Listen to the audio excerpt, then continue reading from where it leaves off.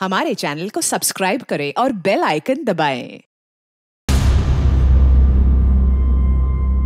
इस केस में एक बात काफी स्पष्ट थी कि कौसर के साथ कुछ गलत हुआ था।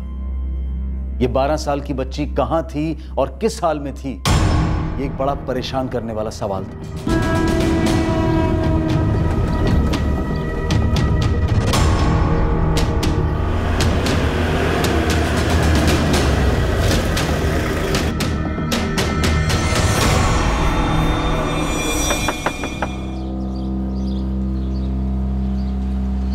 तेरे शौहर को बुला।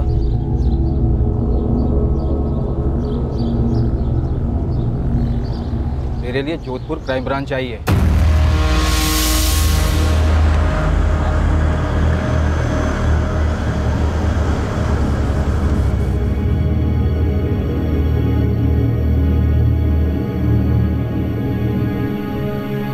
अम्मी, अब्बू ने कौशल आपा को फिर से कहीं दूर भेज दिया।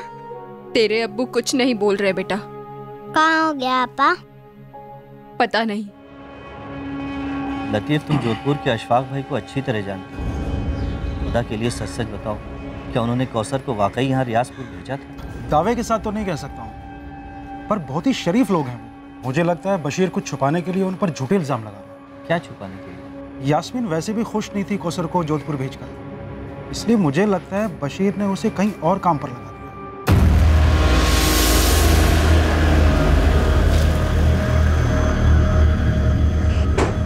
मैंने बशीर से साफ साफ कहा था कि कौसर को अकेले भेजना सेफ नहीं है। फिर भी आपने उसे भेजा? सर जिद पर अड़ा था।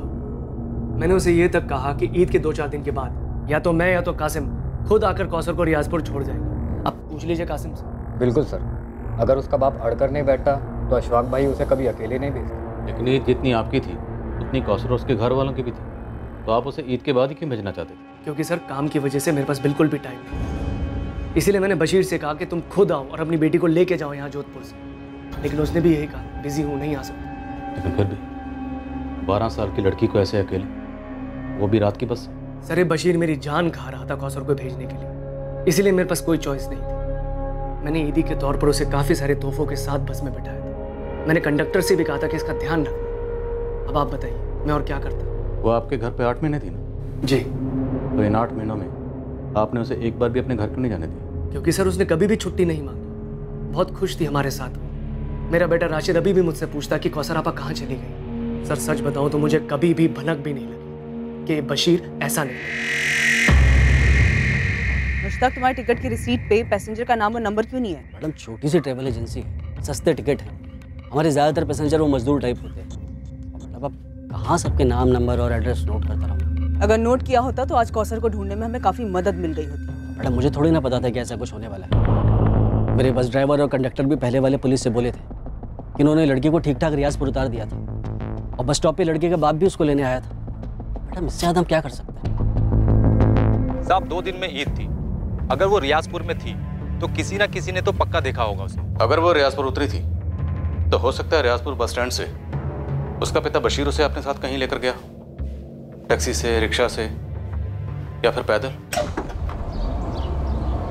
अब्बू?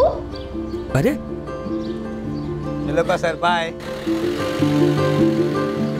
अम्मी और फरीद कैसे हैं अब्बू? तुमसे मिलने के लिए इंतजार कर रहे हैं। जल्दी घर चलते हैं, मैं फरीद के लिए बहुत सारी अच्छी अच्छी चीजें लाई हूँ। तुमने हम लोगों के लिए बहुत कुछ किया है बेटा। अब्बू जल्दी घर चलते हैं ना। अरे पहले कहीं और चलना है, फिर घर। कहाँ अब्बू? चलो तो सही, आओ। कहाँ? आओ ना।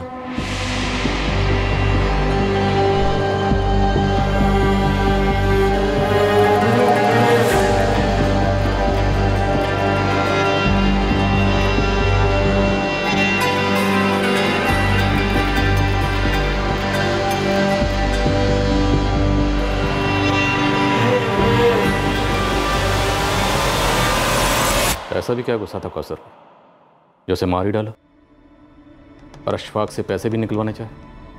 कहाँ दफना है? मुझे नहीं पता साहब, मुझे नहीं पता मुझे उस पर किस बात का गुस्सा था, लेकिन एक बात सच है, सच हो सकती है। क्या? जब वो जोधपुर वाले साहब मेरी पिटाई कर रहे थे। बोल, क्या किया तूने कौसर के साथ? बोल साले बोल। तब मुझे एहसास हुआ कि मेरी बेटी कौसर को मार डाला गया, मार डाला मेरी पुंसी बच्ची को। इसलिए तो अशफाक से पैसे मांग रहा, बतौर मुआवजा। इस कौसर को काम पर रखकर ना बहुत बड़ी गलती कर दी है सर। सर आप इस बशीर को आड़े हाथों लीजिए, बहुत बड़ा गेम खेल रहा है। कैसा गेम? सर ये जब भी जोधपुर आता है इस केस के सिलसिले में मुझे फोन करता है। बाग भाई, केस लंबा चलेगा तो तकलीफ आपको होगी। तो कहना क्या चाहता है बशीर? आप मुझे मुआवजा दे दो 15 लाख, केस वापस ले लूंगा और कौसर को भी भुला दूंगा। कलीस बेगैरत आदमी अपनी बेटी का सौदा कर रहा है तो मुझसे। सर इस आदमी का मकसद सिर्फ पैसे ऐंठना है। मैंने इंस्पेक्टर त्रिवेदी से भी यही कहा था, जैसा भी हो कौसर के बारे में पता लगाइए। क्या पता इस बशीर ने उसे पहले ही मार दिया हो। तो फिर लाश कहाँ है? बताइए ना, कहाँ है लाश? 10 दिन हो गए मेरी बच्ची को गायब हुए, किसी को तो मिलती। तू बता दे। क्या बताऊं सर, गरीब आदमी, इसलिए मेरी जबान की कोई कीमत नहीं है। पर अशफाक भाई मुझ पर वाहियात इल्जाम लगाएंगे, आप उसे सच मानेंगे? तेरी बात भी सच मानेंगे, लेकिन सच बोल के तो देख। क्या बताऊं और क्या देखूं साहब, 4 पैसे घर में आएंगे यही समझकर मैंने अपनी बच्ची को भेजा लतीफ के भरोसे। अब वही लतीफ मुझ पर उंगली उठा रहा है, ऊपर से कहता है बशीर कि ये सब बड़े पुलिस वाले के पास चला गया। तुम्हें बहुत तकलीफ होगी, हो रही है साहब, हो रही है, क्योंकि सारी दुनिया समझती है कि मैंने अपनी कौसर के साथ कुछ कर दिया। तेरे हिसाब से पूरी दुनिया झूठी। वो बस कंडक्टर, उसका कहना है कि जोधपुर से अशफाक ने कौसर को बस में चढ़ाया था और अगले दिन सुबह रियाजपुर बस स्टैंड से तू कौसर को लेने भी आया था। उस बस कंडक्टर की तुमसे क्या दुश्मनी? वो झूठ क्यों बोलेगा? पैसा बोलता है सर। अब मुझे देखिए, 4 पैसे के लालच में मैंने उन लोगों पर भरोसा किया, सौंप दिया अपनी बच्ची को उनको, और देखिए क्या हालत की उन्होंने उसकी। तेरी बेटी तो 8 महीने से घर आई है, तो तुझे उसके हाल का कैसे पता? वो लोग उसे नहीं आने देते थे, लेकिन मैं तो मिलने आया था। तू कब आया था उससे? अप्रैल में। बेचारी की क्या हालत थी, बहुत उदास थी। उसके पहले 5 महीने सिर्फ फोन पर बात हुई और हर बार ये लगता कि बच्ची कुछ छुपा रही है। और बता बेटा, तेरा स्कूल शुरू कर दिया उन लोगों ने? अब्बू, वो आप कब आ रहे हैं यहाँ? जल्दी आऊंगा, लेकिन तुमने जवाब नहीं दिया। सब ठीक है अब्बू, अच्छा रखती हूँ, खुदा हाफिज। मैं कुछ नहीं जानती। आप कल सुबह की पहली बस से जोधपुर जाएंगे, बस। अरे मैं तो बस ऐसे ही कह रहा था कि वो थोड़ी उदास है, हो सकता है आसपास लोग होंगे वहाँ, इसलिए वो कुछ नहीं बोल रही होगी। नहीं, पहले आप जाके अपनी आंखों से खुद देखिए, थोड़ी सी भी गड़बड़ लगे ना तुरंत वापस ले आइएगा। अरे यहाँ जो भी है, जैसा भी है, सब सही है। हाँ अबू, आपा को वापस लाने के बाद उसे कहीं मत भेजना। फरीद, तू बीच में ना बोल, खाना खा।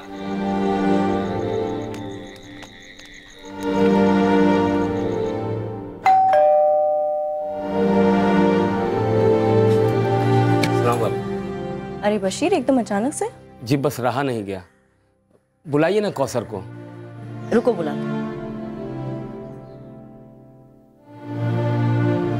इंग्लिश स्कूल है, सब समझ में तो आता है। अरे कितना समझाया इसे, पर ये स्कूल जाना ही नहीं चाहती।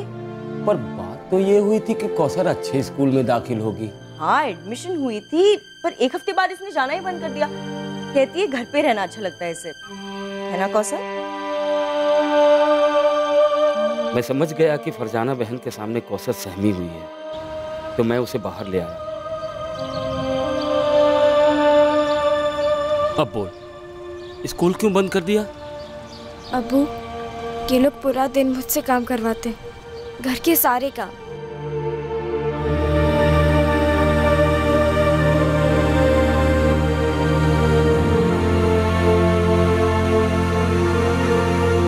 कौसर क्या कर रही है? जल्दी कर, राशिद उठने वाला से घुमाने ले जाना है। फरजाना बहन मुझसे नहीं होता। तो थप्पड़ खाएगी ना, सब होने लगेगा। जल्दी कर। पर हाथ तो नहीं उठाया ना तुझ पे। 20 बार बोला है, अच्छी तरह से समझाया है, मशीन में एक बार में 10,000 कपड़े नहीं डालते, मशीन बाहर नहीं ले पाएगी, खराब हो जाएगी, समझ नहीं आती बात? मैं भी इतना काम नहीं कर सकती, थक जाती हूँ। अच्छा, उल्टा जवाब देने से और बहाने बनाने से जुबान नहीं थकती तेरी? और स्कूल में एडमिशन हुई ही नहीं अब्बू, मैंने पूछा भी था। स्कूल? अब्बू ने मुझे कहा था कि आप यहाँ मुझे स्कूल भेजेंगे। अच्छा, और तेरे अब्बू ने तुझे ये नहीं कहा कि काम चोरी ना करे? मुझे कहा गया था कि सिर्फ राशिद का काम करना होगा, पर आप तो घर के सारे काम करवाती। तो अपने घर में भी सारे काम करा करती थी ना तू। वो घर है, अलग है। अच्छा, तो ये क्या है? हाँ, देखा कैसे जबान लड़ाती है, एकदम बदतमीज है ये। अशफाक भाई, मुझे यहाँ बाकी के काम नहीं करने, मुझे स्कूल जाना है। देख, तू जो काम कर रही है ना, उसके बहुत तगड़े पैसे दे रहा हूँ तेरे बाप को। तो फिर बोला क्यों नहीं कि घर के सारे काम करवाएंगे? क्यों बोला स्कूल भेजेंगे? अशफाक भाई, मुझे आज ही से स्कूल जाना है। हुक्म चलाएगी हम पर? तुम तो सारा दिन घर पे होते नहीं हो, इसी तरह से नखरे करती रहती है। एक नंबर की आलसी कामचोर है, सारा दिन आराम करना है, ऐश करना है इसे, और स्कूल जाने का ना सिर्फ ये बहाना करिए ताकि इसे घर के काम ना करने पड़े। सुधर जा, अच्छे से काम कर, बहुत अच्छे से रख रहे हैं तुझे, और आइंदा स्कूल जाने की ना बात मत करना मेरे साथ, समझ आया? अब्बू, मैं और यहाँ नहीं रह सकती, मुझे घर ले चलो, मैं वहाँ कोई और काम करके पैसे कमा लूंगी, पर मुझे घर जाना है अब्बू, मुझे यहाँ नहीं रहना, मुझे अम्मी और फरीद के साथ रहना है अब्बू, और आपके साथ। मुझे यहाँ से ले चलो अब्बू, मैं नहीं रह सकती। ये कोई एक बार की घटना नहीं है, कम से कम पैसों में नौकरों से ज्यादा काम करवाना मध्यम वर्गीय परिवारों में एक आम बात है, और अमीर घरों में तो ये सबसे ज्यादा देखने को मिलता है। कुछ अजीब सी धारणाएं सुनने को मिलती हैं, जैसे कि ये लोग तो कोई भी काम कर लेते हैं, इन्हें तो आदत होती है काम करने की, थोड़े में भी बहुत खुश हो जाते हैं ये लोग, वगैरह वगैरह। अक्सर मालिकों को लगता है कि वो नौकरों को खाना, कपड़े और सोने की जगह देकर कोई बहुत बड़ी दिलदारी का काम करते हैं। बड़े गर्व के साथ खुद नौकरों और दुनिया वालों को इस बात का एहसास दिलाया जाता है कि देखो कितने दिलदार हैं हम। पर इंसान की गरिमा का क्या, उसके हक का क्या? नौकर विरोध में चू भी करे तो उस पर बदतमीजी, काम चोरी, यहां तक कि चोरी के भी इल्जाम लगते हैं। जी नहीं, हम ये सब बढ़ा चढ़ाकर नहीं कह रहे हैं, आंकड़े यही हकीकत बयां करते हैं। और यहां इस केस में इस अमानवीय बर्ताव से पीड़ित कौसर सिर्फ 12 साल की थी। क्या वो अपने साथ हो रहे जुल्म के बारे में झूठ बोल रही थी? मुझे उस दिन मेरी बच्ची को वापस ले आना चाहिए था। तो क्यों नहीं ले गए? मैं उनकी बातों में आ गया था साहब। देखो बशीर भाई, छोटी है, घर की याद आती होगी, इसलिए मैं बुरा नहीं मान रही हूँ कि वो इस तरह से झूठ बोल रही है, होता है, कोई बात नहीं। बशीर, लो हमें देखो, इस घर को देखो, क्या लगता है तुम्हें इस घर में जल्लाद रहते हैं, एक छोटी सी बच्ची को मारेंगे? और बशीर भाई, वॉशिंग मशीन में 1-2 बार कपड़े डालना निकालना काम थोड़ी होता है। मेरी अपनी बेटी होती तो उससे भी करवाती ना। पर बच्ची कह रही थी कि आपके यहाँ और कोई नौकरानी नहीं है।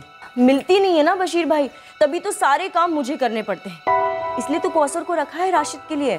बशीर, हम तुम्हारी बच्ची को अपनी बच्ची की तरह ही रख रहे हैं, और रही बात स्कूल जाने की, तुम्हारी बच्ची मानती नहीं है, बहाने बनाती रहती है, कभी टीवी देखना है, कभी कुछ और करना है, बचपना है। और इस महीने दोबारा करवा देंगे ना एडमिशन, आप फिक्र मत कीजिए बशीर भाई, जितना पढ़ेगी उतना पढ़ाएंगे हम। और हाँ देखो, मैंने उसकी पगार 15 की जगह 18,000 कर दी, ठीक है?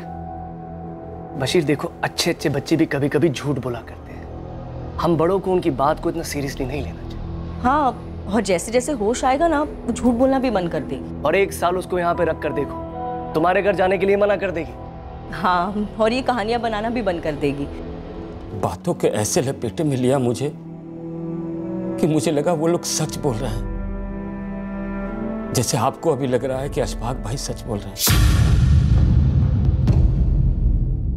सर, अशफाक के कॉल रिकॉर्ड्स भी वही कह रहे हैं जो वो कह रहा है। 3 और 4 जून को उसकी और बशीर के बीच में बात हुई है, और उसके बाद भी दोनों के बीच में बात होती रही।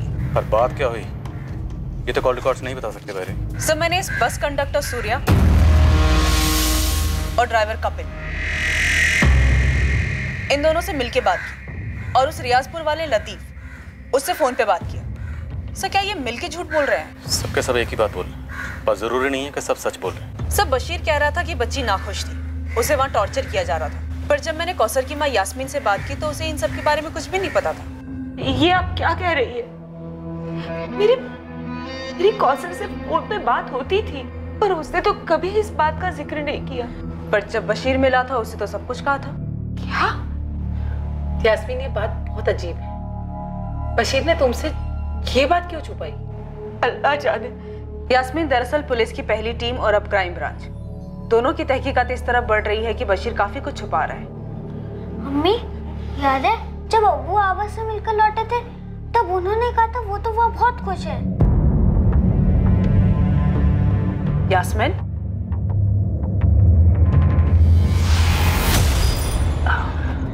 कौसर काफी खुश है वहाँ और वो लोग भी उससे काफी खुश हैं। और स्कूल सब बढ़िया चल रहा है। गए तो ले ही आते ना। अरे पगले, सिर्फ मिलने गया था, ऐसे कैसे काम के बीच में ले आता? कुछ ही दिनों के लिए ले आते। तरस गई हूँ उसे देखने। मैं भी। थोड़ा इंतजार करो, ईद हमारे साथ ही मनाएगी कौसर। यास्मीन, हमारे पास इस बात का सबूत है कि अशफाक करीमी ने 3 जून को कौसर को बस में बिठाया था।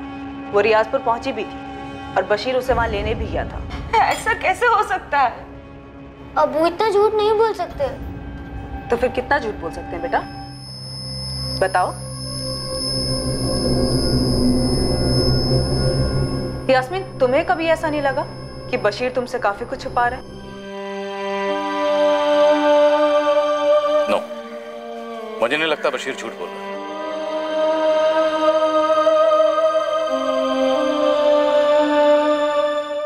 बच्चा, हमारे पास कोई सबूत नहीं है ये साबित करने के लिए कि अशफाक और फरजाना ये दोनों झूठ बोल रहे हैं। हमारे पास बशीर के खिलाफ सबूत के तौर पर एक बिना नाम के टिकट की रेसिट, कुछ बिना डिटेल के फोन रिकॉर्ड्स और 3 गवाह जो इंसान, पर हम सब जानते हैं इंसानियत बिकाऊ है। एक्चुअली सर, मुझे इस बस कंडक्टर सूर्या और ड्राइवर कपिल, इन दोनों पे पहले शक हुआ था। इस बस का लास्ट स्टॉपेज है अहमदाबाद। मैंने वहाँ पे अपनी एक टीम एक्टिवेट कर दी है ये जानने के लिए कि कहीं ये दोनों किसी रैकेट में तो शामिल नहीं है। रैकेट बिजली की तरह काम करते हैं। घर भी वक्त निकला जा रहा है। बच्ची कौसर कहाँ है?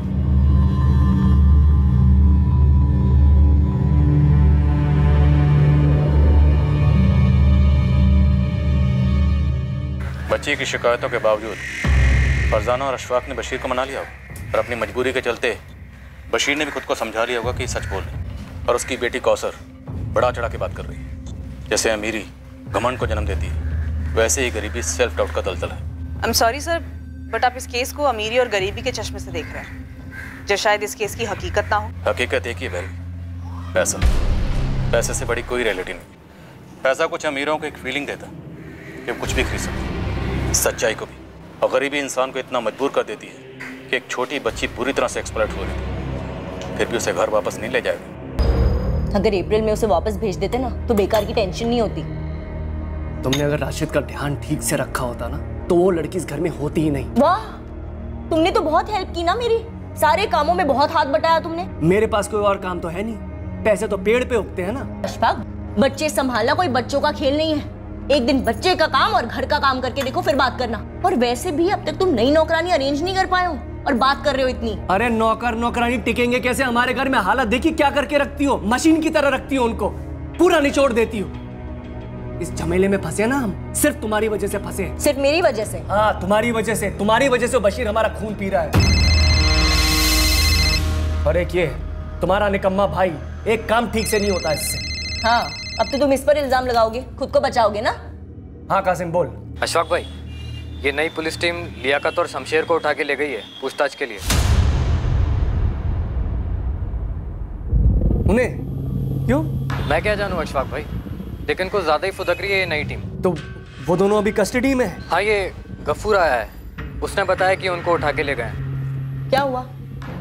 अरे होना क्या है, बैंड बज रहा है हमारा।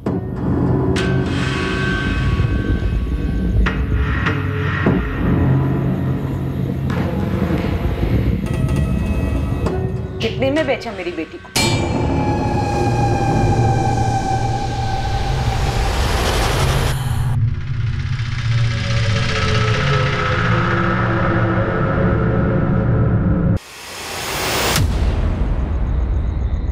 अब्बू पर हाथ उठाएगा? अब्बू पर? आपा को घर क्यों नहीं आए? क्यों? तेरे लिए और तेरे लिए खुद कौसर के लिए। हम लोग एक जहन्नुम से निकले थे। अगर कौसर को घर ले आता ना तो हम फिर से वहीं लौटते। समझे तुम दोनों? बिना कौसर के ये घर आपको जन्नत लग रहा है? पैसे तो आ गए पर कौसर तो चली गई ना। पता नहीं किस तकलीफ में होगी मेरी बच्ची। उस तकलीफ में नहीं थी, यहाँ शहजादी बनकर रहती थी। हम लोगों को कुछ तकलीफ नहीं है। पहले वो लोग मुझ पर इल्जाम लगा रहे थे कि मैंने कौसर के साथ कुछ कर दिया है, जो कि सरासर झूठ है। और अब उसी झूठ को तुम लोग सच तो ये है कि कौसर को उन्होंने भेजा ही नहीं।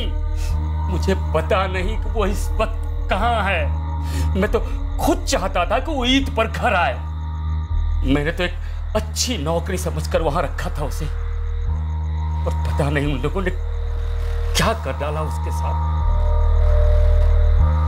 पैसे कुछ भी कर सकते हैं, कुछ भी। मैडम, हम कैसे बता सकते हैं अशफाक भाई घर में क्या चलता है? हम तो उनके यूनिट के कारीगर हैं। मैं तो कभी उनके घर तक नहीं गया हूँ। अशफाक करीमी ने हमसे बताया कि कौसर को उसे रियाजपुर खुद ड्रॉप करने के लिए टाइम नहीं था, वो बिजी चल रहा था। तो भाई यूनिट का काम कहाँ चल रहा था? उसके वर्कर्स को उठा और पूछो कि ऐसा भी बिजी काम कहाँ चल रहा था जिसकी वजह से उसने 12 साल की बच्ची को अकेले बस में भेज दिया, वो भी रात की बस से। सर, आप सिर्फ अशफाक पे इतना गहरा शक कर रहे हैं? हाँ भैरवी, क्योंकि मुझे गहरा शक है कि कौसर उस रात बस में नहीं थी। सर, हो सकता है अशफाक ने बस में बिठा दिया हो और रास्ते में उसके साथ कुछ हो गया हो। वो महज 12 साल की थी, गरीब घर से थी, लेकिन वो खुश नहीं थी। उसने साफ साफ लफ्जों में अपने पिता से अशफाक करीमी के परिवार की शिकायत की थी। अगर उसके साथ बस में कुछ हुआ होता तो वो चिल्लाती, झगड़ा करती, आसपास के पैसेंजर्स अलर्ट होते। नहीं भैरवी, मैं बता रहा हूँ, कौसर उस रात बस में नहीं थी। तो बताओ शमशेर, लियाकत, काम कहाँ चल रहा था? मैडम, सारा काम तो 3 जून तक पूरा हो चुका था। हम सबको ईद की छुट्टियां चाहिए थी। हाँ, तो 3 जून तक काम चल कहाँ रहा था? 20 मई से 3 जून तक हमारी पूरी यूनिट बाड़मेर में थी। एक गार्डन में मार्बल फिटिंग का काम चल रहा था।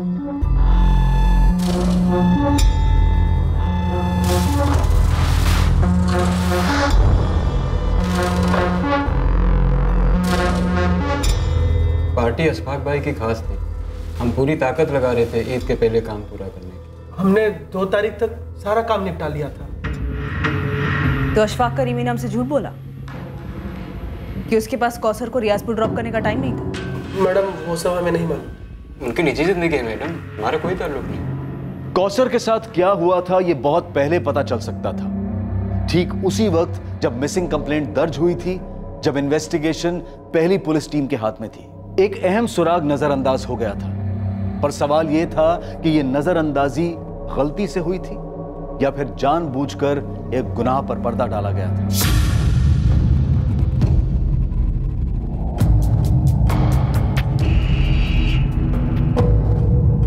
Good afternoon sir. Good afternoon sir, हमने तरीके से इन्वेस्टिगेशन की और इस नतीजे पर पहुंचे कि बशीर इन्वॉल्व है। फिर पता नहीं आप कौन से कवर अप की बात कर रहे हैं। लॉजिक, अगर एक बाप अपनी बेटी के साथ कुछ गलत कर देता है तो इतना शोर क्यों मचाएगा? सर, उसी लॉजिक से मैं आपसे पूछता हूँ, जब एक बेटी अपने बाप से साफ साफ कहती है कि उसे घर वापस ले जाओ, ये लोग उसकी जान ले रहे हैं, तो उसे वापस क्यों नहीं ले जाता? मजबूरी, गरीबी, हमारे देश में नहीं तो नहीं।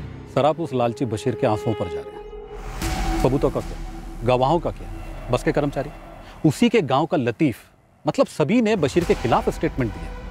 स्टेटमेंट होता है त्रिवेदी, सच कब से होने लगा? ये बस टिकट की कॉपी जब तुम्हारे सामने बतौर सबूत पेश की गई तो मैं इसमें कोई खोट नजर नहीं है। टिकट की कॉपी भी लाओ।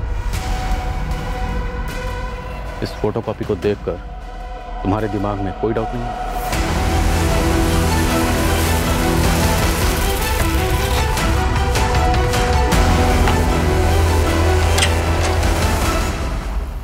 लतीफ अब्बासी, जोधपुर क्राइम ब्रांच तुमसे कुछ बात करना चाहती है। किस बारे में सर? 3 जून की रात को अशफाक ने तुम्हें कॉल किया था ना? हाँ, किया था। उसी बारे में बात करनी है। चलो। अरे मालिक, मुझे क्यों घसीट रहे हैं सब में? जो सच था वो तो मैंने बता दिया ना आप सबको। अरे सब ये सब क्या हो रहा है? मैंने सच ही बोला था आप लोगों को, जैसा हुआ था वैसा ही बोला था साहब। मुझे कुछ भी नहीं पता उस लड़की के साथ क्या हुआ सर। मैं सच बोल रहा हूँ साहब। ये सर मेरा ट्रैवल का काम है। मैं टिकट काट कर लोगों को बस में बिठाकर आगे भेजता हूँ बस। लेकिन लड़की बस में बैठी ही नहीं। इसमें मेरी क्या गलती? तो तेरे ड्राइवर और कंडक्टर ने कौन से हिसाब से बोला कि वो बस में चढ़ी और रियाजपुर जाके उतरी? अब सर, ये तो आप ये लोगों से जाकर पूछिए ना। इसीलिए तुझे लेके जा रहा हूँ, तेरे सामने पूछूंगा। चलो। त्रिवेदी, घिन आ रही है पूछने में, पर मजबूरी है। कितने में सौदा हुआ था अशफाक के साथ? सर, आप मुझ पर बेबुनियाद आरोप लगा रहे हैं। घिन तो उस बाप को आनी चाहिए जिसने अपनी बेटी की जिंदगी को पैसों की खातिर दांव पे लगा दिया। तुमने क्या किया उस जिंदगी को बचाने के लिए? ढूंढ के नहीं लिया कौसर को? पता क्यों नहीं किया कि 12 साल की मासूम जिंदगी के साथ क्या हुआ? उस्मान। सर, बच्ची रियाजपुर कभी पहुंची ही नहीं। बीच रास्ते में उतारी? शायद बस में कभी चढ़ाई भी नहीं गई। लेकिन बस के ड्राइवर, कंडक्टर सबका स्टेटमेंट कि बच्ची बस में चढ़ी थी और अगले दिन रियाजपुर बस स्टैंड से बशीर उसे कहीं ले गए। नामुमकिन है सर। रियाजपुर बस स्टॉप पर एक गवाह नहीं मिला है जो ये कह सके कि हाँ उसने बच्ची को देखा। और आखिरी बस स्टॉप अहमदाबाद, मेरे लड़के बोले किसी ने लड़की को नहीं देखा। बहुत फोटो घुमाई, एक टिप तक नहीं मिली। ये बस टिकट की कॉपी मुझे पहले दिन से खटक रही है। कोई मामूली से बस टिकट की फोटो कॉपी क्यों कराए? सबूत के लिए ना सर, कि उसने पैसेंजर के लिए टिकट खरीदी है। पर सबूत की जरूरत क्यों महसूस हुई? क्या उसे पहले से पता था कि लड़की के साथ कुछ हो सकता है और उसे पुलिस के सामने सबूत पेश करना पड़ेगा कि उसने झट से किया? सर, उसे आभास हुआ होगा कि बच्ची को वो बस में अकेले बिठा रहा है, तो उसके पास प्रूफ होना चाहिए। नो वेरी, उसे कोई आभास भाभास नहीं। उसने जो करना था कर दिया और ये टिकट बाकायदा प्लानिंग के तहत खरीदा गया ताकि वह साबित कर सके कि बच्ची बस में चढ़ा दी गई थी। अगर ऐसा हुआ हो तो इस प्लान में उस बस का कंडक्टर, ड्राइवर, ट्रैवल कंपनी का मालिक और वो रियाजपुर वाला लतीफ़ सब शामिल होंगे। ये सवाल तुम्हारे दिमाग के रडार में आए नहीं त्रिवेदी? सर, जो सवाल मुझे ज़रूरी लगे मैंने पूछे दोनों पार्टी। त्रिवेदी, बच्ची का कत्ल हुआ, मालूम है, और मेरा अनुमान गलत नहीं होगा। ये बात तुम्हें भी मालूम थी। बाढ़ में टीम गई है वहाँ पर। मुझे लगता है बच्ची की लाश को वहीं ठिकाने लगा गया।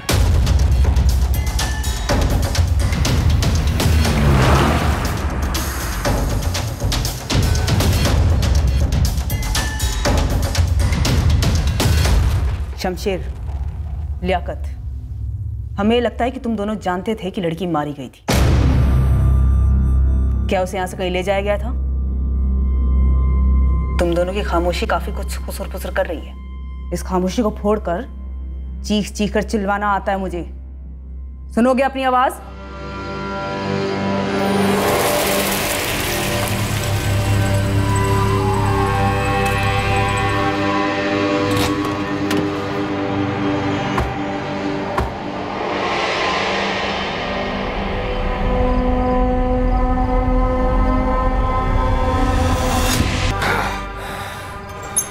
तुम लोगों को एक मार्बल रिप्लेस करना है, बाकी कासिम संभाल लेगा। समझे तुम लोग?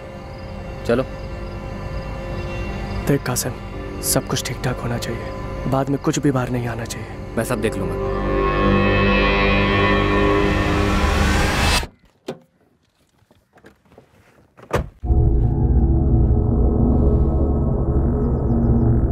लड़की वापस नहीं आने वाली, मारी जा चुकी। जो मारे जाते हैं वो खुद के लिए इंसाफ की गुहार नहीं लगा सकते। उन्हें इंसाफ दिलाना हम जिंदा लोगों का फर्ज है। तुम जिंदा हो त्रिवेदी?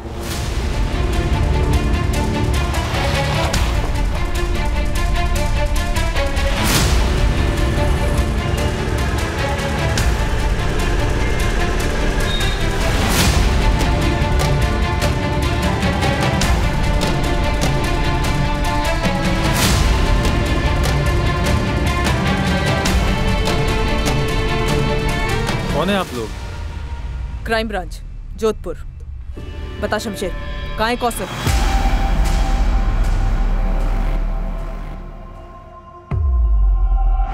कौन कौसर? ये क्या हो रहा है, कुछ बताएंगी आप? इखलाक, आप इस कांड में शामिल हैं या नहीं है, इस बारे में हम आपसे बाद में पूछताछ करेंगे। अरे मैडम, कैसा कांड?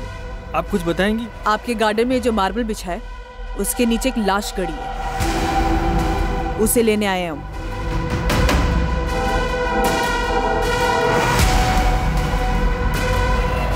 ये सही है, इसी को रिप्लेस करेंगे।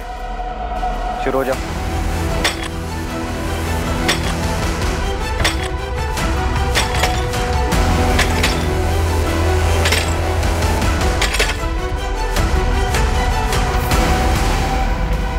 मैडम, मैं और मेरी बीवी तो उस वक्त घर पर ही नहीं थे जब ये सब कुछ हुआ। मैंने तो सिर्फ अपने दोस्त अशफाक को ये काम दिया था। इसके आगे मैं कुछ भी नहीं मालूम। 1 लाख वो सब हम मालूम कर लेंगे। वैसे मैडम, ये लाश मतलब कौन है, किसकी है? तुम्हारे दोस्त अशफाक के घर में काम करने वाली एक नौकरानी थी, 12 साल की बच्ची। आराम से संभाल के। हाँ, ये लोग कुछ बोल क्यों नहीं रहे? बोलेंगे, अभी बैठने को कहा। अरे पर हमारे कौसर। यास्मीन, क्या? अरे बताइए ना, बात क्या है?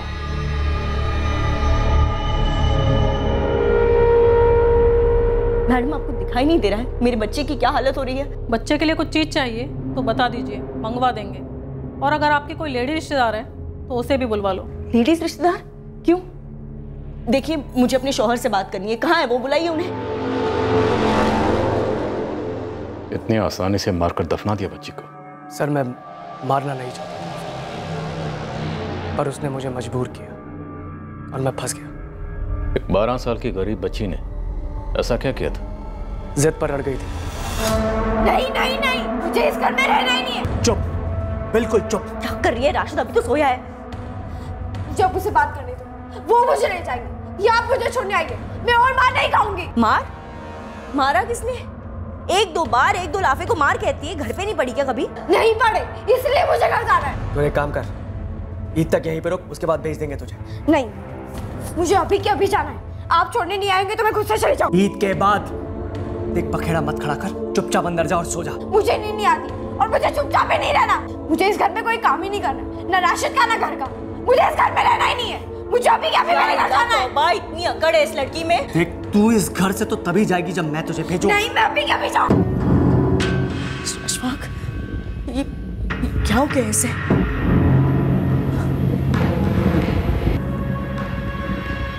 ये भी खत्म और तेरी सारी शिकायतें भी खत्म। यहाँ भी मैं जिम्मेदार हूँ। हाँ? मैंने कहा था मार डालो इसे। तो और क्या करता मैं? तुम्हें मार देता या मैं खुद को मार डालता? जिस तरह हमारी मार्बल की फैक्ट्री में इलेक्ट्रिक कटर की आवाज होती है ना, मेरे घर में रोज वैसी आवाजें होती। एक तरफ फरजाना की बकवास सुनी, दूसरी तरफ इस कौसर का रोना धोना। बस उस रात दिमाग घूम गया मेरा। सर, उस रात तो मैं वहाँ था भी नहीं। अशफाक भाई ने फ़ोन किया, बोले ऐसा ऐसा हुआ है, अब क्या करें? देखिए राजपूत साहब, मैं आपके साथ मोल भाव नहीं करूंगा। आप जो रकम बोलेंगे उस पर डन करूंगा। कैश चाहिए, ज्वेलरी चाहिए, जो चाहिए बताइए। तुम्हारा बच्चा बशीर और यास्मीन तुमसे तुम्हारा बच्चा मांगे तो जान के बदले जान। सर, वो लड़की अब नहीं रही, ठीक है ना? कौन सा उसके घर वालों पर पहाड़ टूट गया, उल्टा खाने वाला एक मुंह का मुंह है। तुम दोनों भी नहीं रहोगे ना, तो तुम्हारे घर वालों पर भी कोई पहाड़ नहीं टूटेगा, बल्कि इस धरती का बोझ कुछ कम होगा।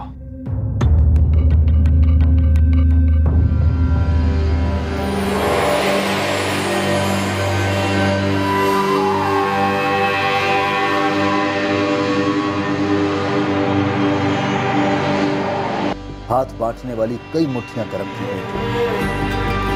भरपूर पैसा खर्च किया गया था इस झूठी कहानी को रचने में कि कौसर जिंदा थी और घर भेजी गई थी। आना नहीं चाहिए किसी को, लेकिन अगर पुलिस आई पूछने तो तुम दोनों को मालूम है क्या बोलना और उस पर अड़े रहना। सब सेट है भाई, लेकिन एक बात है जो मुझे अभी सूझी। क्या? वो रियाजपुर वाला लतीफ अब्बासी। तुम्हें बोलना कि तुमने रियाजपुर में कौसर को देखा था बशीर के साथ। सवाल ही नहीं उठता अशफाक भाई, ये तो बहुत बड़ा झूठ हुआ, बुरा फंसूंगा। कैसे? मियाँ, ईद का टाइम है। अगर मैं ये कहूँ कि मैंने देखा है, मेरे अलावा तो और किसी ने नहीं देखा होगा। लेकिन हाँ, एक काम हो सकता है। क्या? जल्दी बोल। आज रात को आप मुझे फ़ोन कीजिए और बोलिए कि आपने बच्ची को बस में बैठा दिया है। मैं पुलिस के सामने यही सब बोलूँगा। झूठ के इस दिए को जलाए रखने के लिए पैसों का भरपूर तेल पिरोया गया था। सभी एक आवाज में कह रहे थे कि कौसर जिंदा है, जबकि सब जानते थे वो मारी गई है।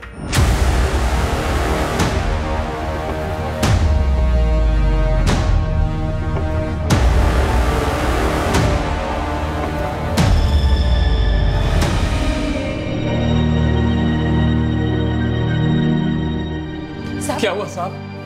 कहाँ है हमारी कौसर?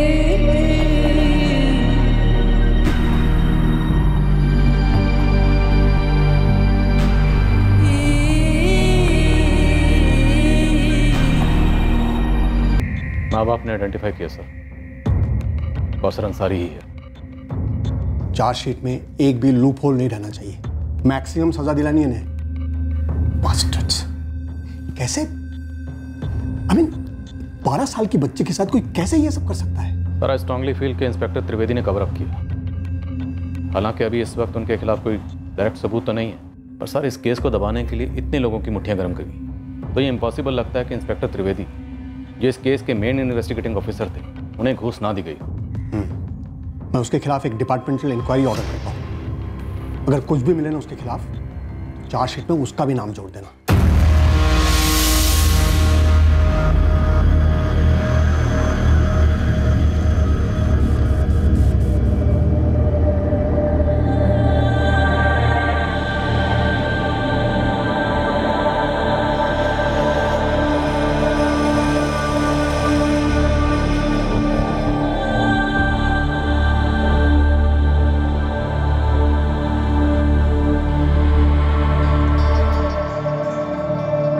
अशफाक करीमी पर कत्ल के लिए आईपीसी की धारा 302 के तहत चार्जेस लगाए गए हैं और सबूत मिटाने के लिए आईपीसी की धारा 201 के तहत भी उसे चार्ज किया गया है।